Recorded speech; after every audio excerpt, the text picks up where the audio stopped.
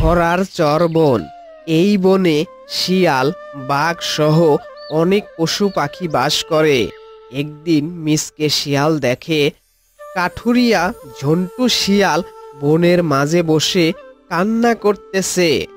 তখন মিসকে শিয়াল বলল, ঝন্টু ভাই, তোমার কি হয়েছে? এভাবে কান্না করতেছো কেন?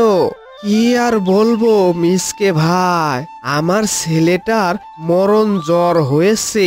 ডাক্তারের কাছে গিয়েছিলাম। ডাক্তার বলেছে এই অসুখের একটা মাত্র ঔষধি আছে। এ কথা বলেই হাউমাউ করে কেঁদে উঠল ঝন্টু শিয়াল। বলো কি ঝন্টু ভাই, তা ঝন্টু ভাই, সেই ঔষধটা কি সেটা বলো দেখি। আমি ওই ঔষধের নাম বলতে পারবো না, কারণ ওই ঔষধ ধরা ছোঁয়ার বাইরে। ঝন্টু ভাই, বলেই দেখো, যে করেই হোক সেই ঔষধ আমি তোমাকে এনে দিব। তুমি শুধু ঔষধটার নাম বলো। তাহলে শুনো ভাই, এ অসুখের একমাত্র ঔষধ হচ্ছে বাঘিনীর দুধ। বাঘিনীর কাছে যদি আমি এই আবদার করি, তাহলে নিশ্চয় আমার ঘাড় মটকে দিবে। আবার না গেলে আমার ছেলেটা মরে যাবে। ঝন্টু ভাই, তুমি চিন্তা করো না, কালকেই তুমি বাঘিনীর দুধ পেয়ে যাবে। ঝন্টু কাঠুরিয়া এ কথা শুনে সে তো মহা খুশি হলো। যাক, অবশেষে তার ছেলেকে সে বাঁচাতে পারবে।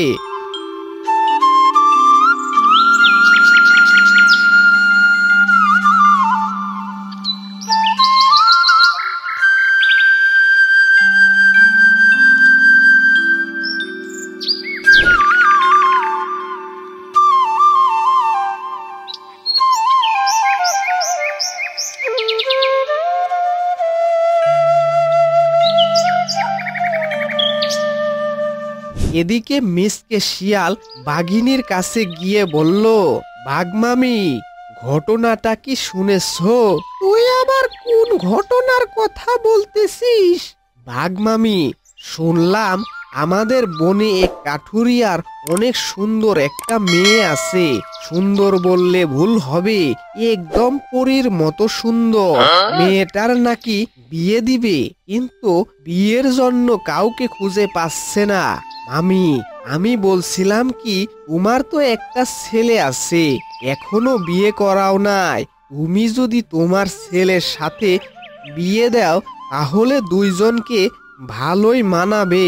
কি যে বলিস, কত বীর আছে এরকম রূপবতী মেয়ে বিয়ে করার জন্য। তা অবশ্যই ঠিক বলেছো, কিন্তু দেনমোহরের কথা শুনে বীরেরা সব পালিয়ে যায়। দেনমোহরের জন্য কেউ বিয়ে করে নাই? বলতো দেখি, দেনমোহর হিসেবে কি চাই তারা, যার জন্য কেউ বিয়ে করতে রাজি হচ্ছে না? কি করে বলি, আবার না বললেও হয় না। আসলে তারা বাঘিনীর দুধ চায় দেনমোহর হিসেবে। ও, বাঘিনীর দুধ, এটা তো কোনো ব্যাপারই না। তাহলে তুই আমার ছেলের সাথে বিয়েটা ফাইনাল করে ফেল।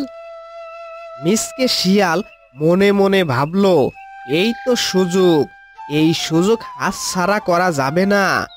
এমন সুন্দরী পাত্রী আর কোথাও খুঁজে পাবে না। এবার তোমার ছেলের বিয়েটা দিয়েই ফেলো। তবে মামি, দেনমোহর কিন্তু কালকেই দিতে হবে। ও চিন্তা করিস না, কালকেই পেয়ে যাবি। তুই তাড়াতাড়ি বিয়ের ব্যবস্থা করে ফেল। তারপর মিসকে হাঁটতে হাঁটতে সেখান থেকে চলে গেল।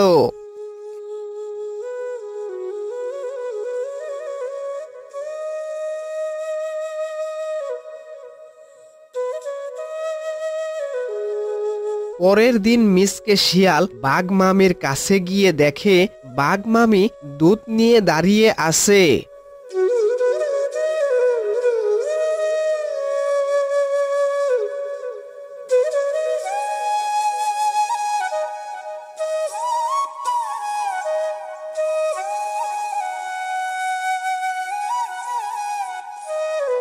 তারপর মিসকে সেই দুধ নিয়ে ঝন্টু কাঠুরিয়াকে দিতে গেল।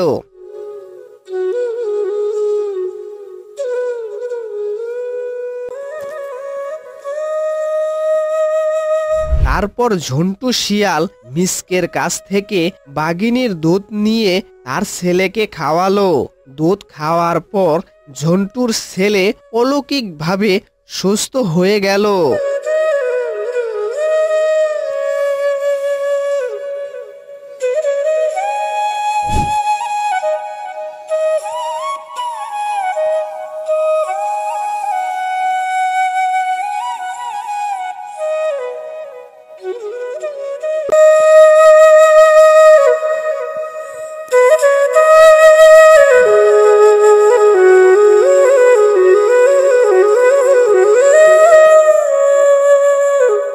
এদিকে মিসকে শিয়াল তো লাপাত্তা, বাঘ মামি তো তাকে খুঁজেই পাচ্ছে না।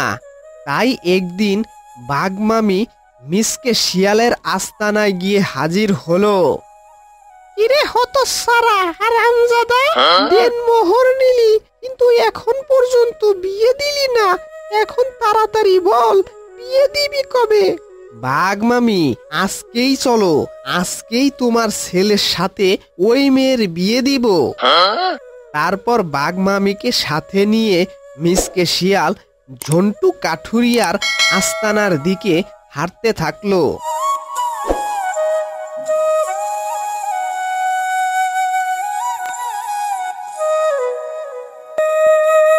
কাঠুরিয়ার আস্তানার কাছে গিয়ে মিসকে দেখলো ঝন্টুর ছেলে খেলা করছে, আর ঝন্টু কাঠুরিয়া হাতে কুঠার নিয়ে রেগে মেগে অস্থির। আমার কি থেকে কি হয়ে গেল? ভাগিনীর দুধ খেয়ে আমার সুন্দরী মেয়েটা ছেলে হয়ে গেল। সারা ভাগিনীটা আসুক, ভাগিনীর একদিন না হয় আমার একদিন। বাঘ মামি এ কথা শুনে দিল এক দৌড়, সাথে মিসকেও দিল দৌড়।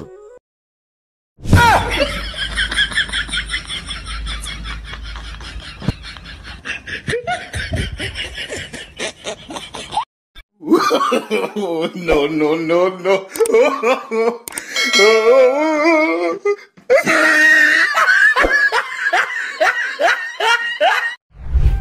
কি হয়ে গেল রে মিসকে? কাঠুরিয়া তো আমাকে মারার জন্য খুঁজতেছে। সব দোষ আপনার।